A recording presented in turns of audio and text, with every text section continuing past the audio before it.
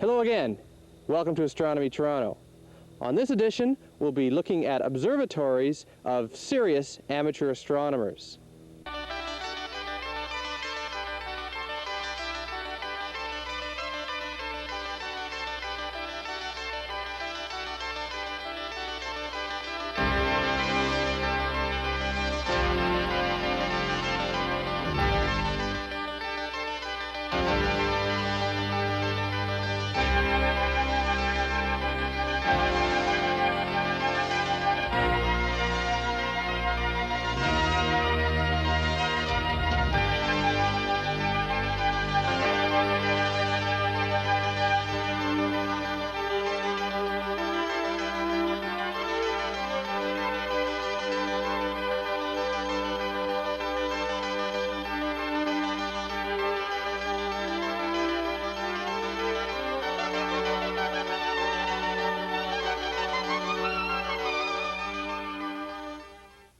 Well, many amateur astronomers have telescopes, but not many amateurs have their own observatories. And today we're going to be looking at a couple of observatories which have been built and are used by serious amateur astronomers. Our first port of call today is Maple, Ontario, just north of Toronto, and my first guest is Ray Thompson. Hello, Ray. Hi, Randy. Tell me about your observatory, which we see in the background here. Well, it was our centennial project, and it took us 4 years to build. A lot of effort, sweat and tears went into it, particularly when we put the dome on with a crane truck, and the crane truck got stuck in our front lawn.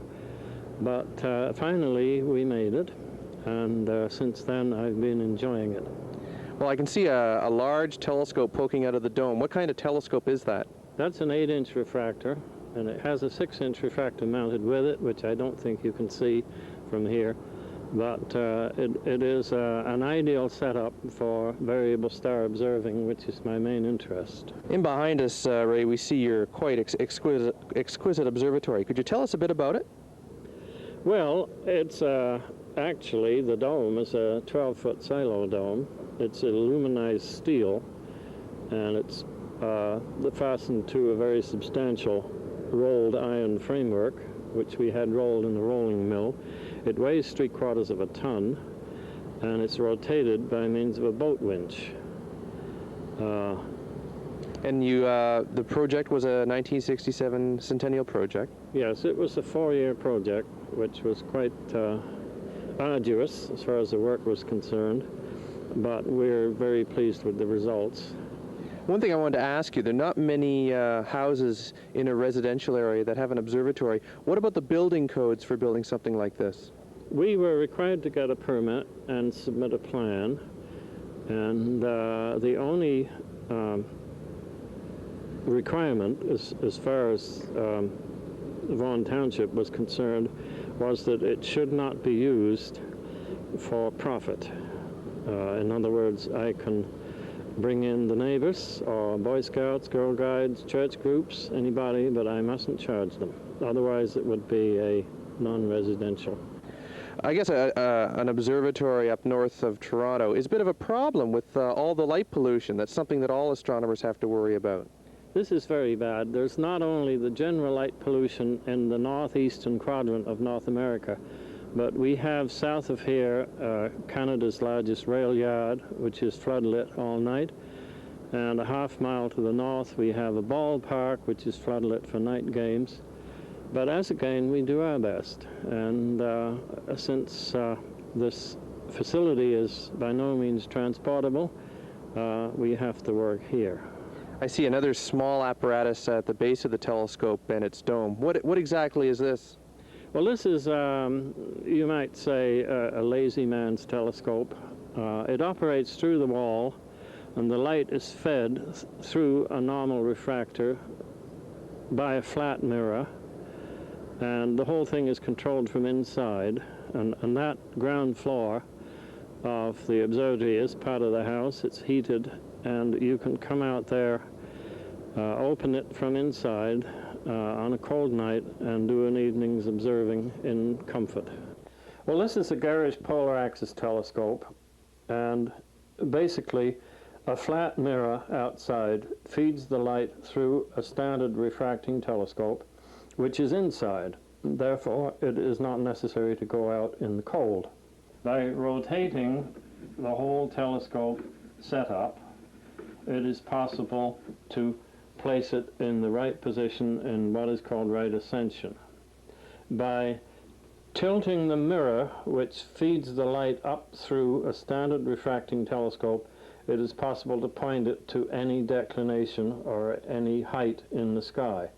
And therefore, once you know the coordinates of an object, by setting it in right ascension and in declination, you're then pointing at it. In fact, when I first made it, my colleagues down at the RASC called it the dial star. And is there a motor attached to this to follow the sky? Yes, there is a drive, which is on now, and that will cause the telescope to follow any object that you put it on. And you can also hook a camera either directly through the telescope or to the yoke mounting of the mirror, and you can use the telescope to guide the camera while you take long exposures. So essentially you could spend an evening working at this telescope and never set foot outside. I never set foot outside in astronomy. In fact, my bar stool here, which I sit on when I use this, is my standard perch throughout the winter, and I call it astronomy from a bar stool. You said that your interest lies in variable star observing. What contributions can an amateur astronomer give to professionals by observing variable stars?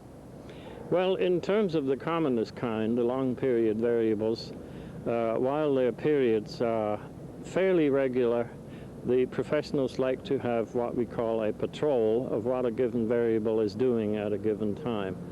And these are collected by the AAVSO, the American Association of Variable Star Observers, and are published periodically.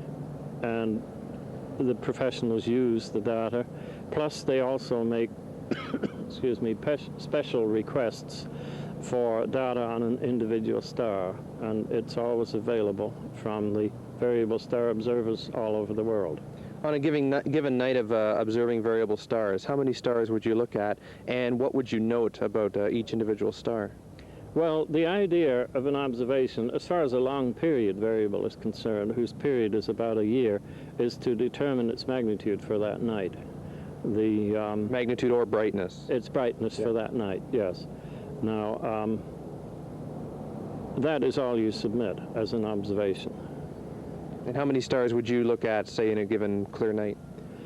Well, between 5 and 10, because finding the stars is difficult. Most variable stars, almost all, in fact, are not naked eye stars. They have to be located by means of circles on the telescope. And it takes quite a while to locate the star, compare it with the chart, the comparison stars on the chart, and then make your estimate. It usually runs around 5 or 10 minutes per observation. And then, of course, you have to move the telescope to a new location, so that if you do between 5 and 10 stars in the night, you're doing a good night. Now, I'm not a fanatical observer. Midnight is bedtime for me. Well, after big building projects, Ray, I think everyone always has second thoughts. Have you had any second thoughts about this, or what would you have done differently if you had to do it over again? No. Actually, I wouldn't. I'm very happy with it. The only thing I did, I overbuilt the dome. The iron framing on it is terribly substantial, and in 1 or 2 spots double thickness. And when we've had violent windstorms, I've been so glad that I overbuilt it, because it does sit up there like a gigantic mushroom, and it seems to take any beating that the weather can give it.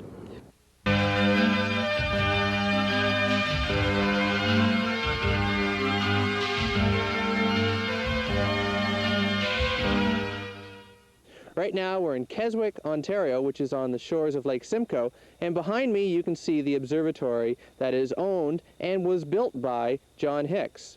John is an architect by trade and an amateur astronomer as his hobby. And John, as an architect, did you design this yourself too? Yes, Randy designed it and built it in 1982. What is it, what did you think about? What do you have to be worried about when you're designing an observatory? Well, basically, whether you have necessary contractors in the area is your biggest problem to start with, because it's quite an immense job. Also, the technical skills in designing it.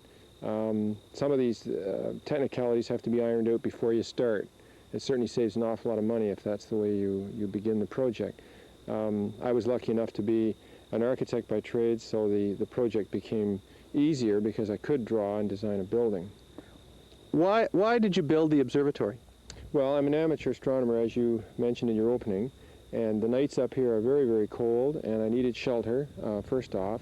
We get some evenings here that are 20 below zero and high winds, and one can't really remain at the hobby in that sort of environment for more than perhaps half an hour before he goes inside. And I wanted something that I could stay with for quite a reasonable amount of time at night. Well, we'll go in the observatory in a few minutes, but your telescope's in there now, and you leave it in there all the time? Yes, it's left in all winter and summer. There is some heat control during the winter to keep the frost and the any form of frost off the instrument. That, of course, is turned off before it's used, well before it's used. But that keeps the instrument in A1 condition through the winters. John, could you describe to me the different parts of the observatory and the way it was built? Yes, Randy, I'll just go over the main parts alone. First off, we have a base ring. I think you can see that down there. It's a concrete slab, and it's about 8 inches thick, and it's reinforced. That's one of the major jobs to building the observatory, is actually getting the equipment in here at a remote site to do that. Next up, the red portion of the observatory is actually a typical balloon frame, as you'd have in a house frame, a 2x4 frame, curved in its form, and covered with a sheathing of either masonite or plywood. And then on top of that, which is hidden by the aluminum portion, I'll point to that, is an actual plywood ring, which is a round ring, and that requires lamination of plywood to form a perfectly round ring. And on that are the rollers, which the entire dome turns upon. Now at that point, we're at the dome portion of the observatory, and one can purchase domes or make them. I chose to make one. Any maker has the option. They run fairly expensive. To make one, I believe you could cut the price in perhaps to a third. So it certainly is a worthwhile attempt to try and make your own dome. Where one would have trouble is in the bending of the metal. Usually a steel fabricator is required if you choose to do it in metal. And the initial problems there are twofold: transportation and getting to a steel mill that's big enough and friendly enough to do an amateur's work. Now this is on rollers, John. Could you just give us, you can roll this by hand, can't you? It's very smooth. Just, can you go ahead?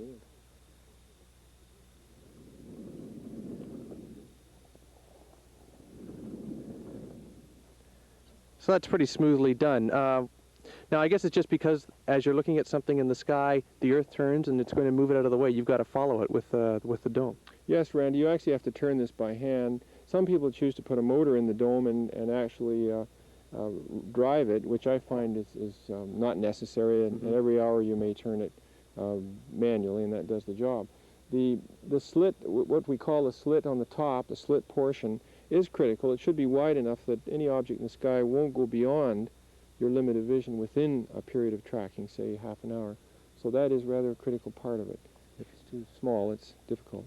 Now, all observatories, or aesthetically as an observatory, should have a dome. The big David Dunlap Observatory has one, yours has one, other amateur astronomers sometimes have one, but there are other ways to put roofs on an observatory, aren't there?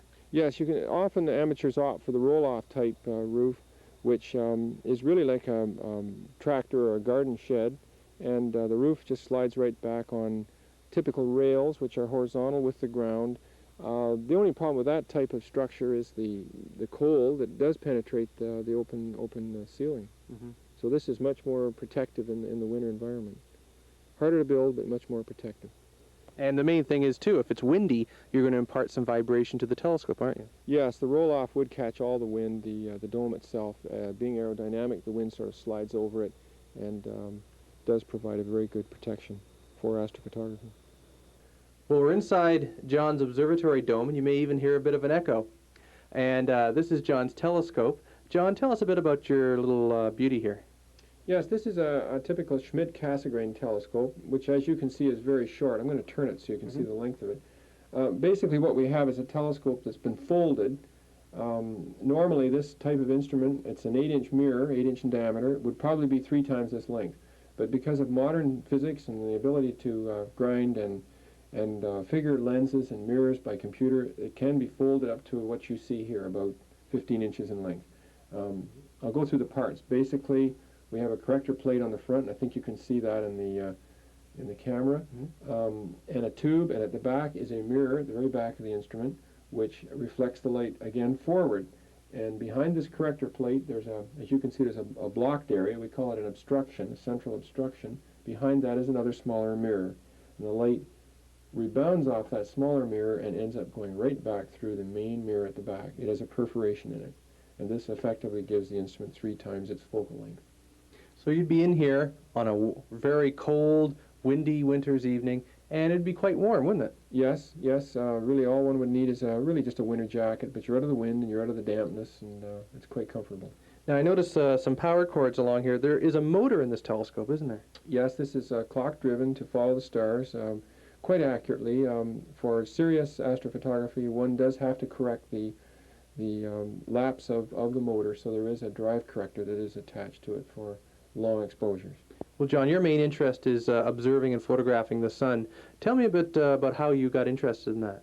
Well, the sun is a typical star, and I guess as an amateur, I felt it paid to understand the sun as a star prior to really getting serious about deep sky or celestial photography.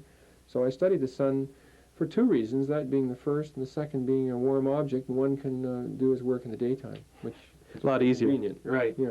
Now, there's 2 ways to photograph the sun, an easier way and a harder way, which is a bit more expensive, but something that you do quite well. And tell us a bit about those. Yes, Randy. There are 2 main views of the sun. One is in white light, and the other one is taking a wavelength which is a specialized wavelength, which would really fingerprint the activity on the sun. Now, white light photography takes the entire spectrum of the sun, passes it all through the telescope, but at a reduced luminosity. And this can be appreciated by eye, and one looks at the photosphere in this case, which is normally the sunspot area. You've often heard of people talking about sunspots. That's the type of photography, sunspots. The other type, which is more sophisticated and more expensive, is the hydrogen alpha type photography of the sun, where a hydrogen alpha filter is used, again on the rear of the instrument.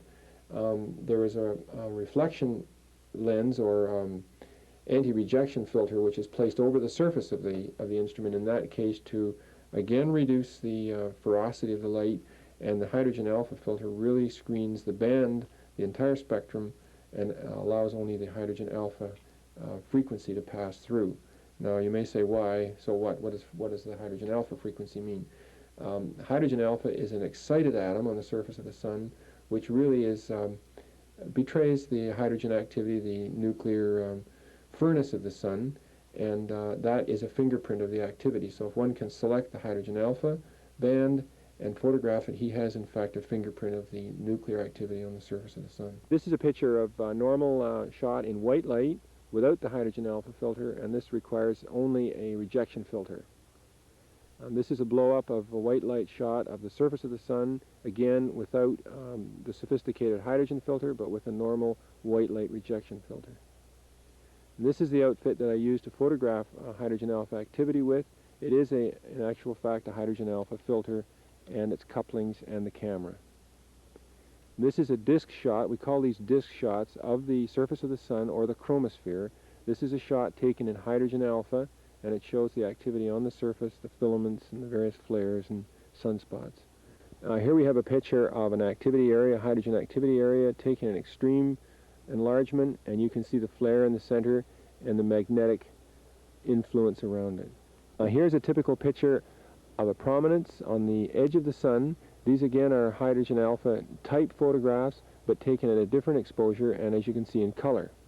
This shot shows what I call the anteater form of prominence, quite a larger prominence, rarely photographed, and I was lucky to get this type. This type of photograph involves a composite manner of laying up 2 different photographs into one photograph.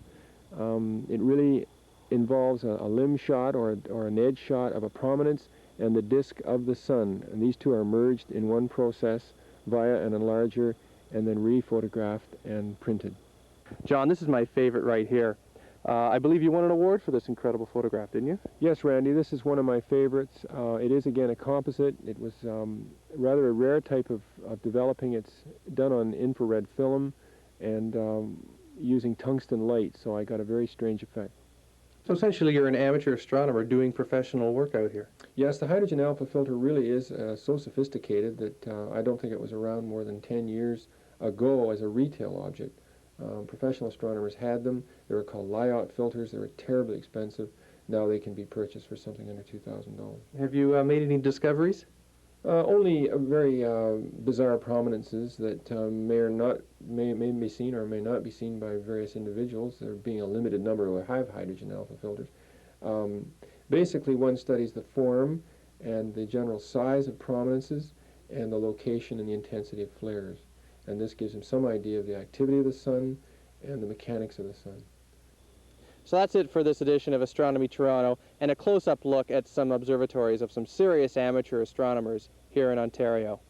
For Astronomy Toronto, my name's Randy Attwood. Thanks for joining us. We'll see you again next time.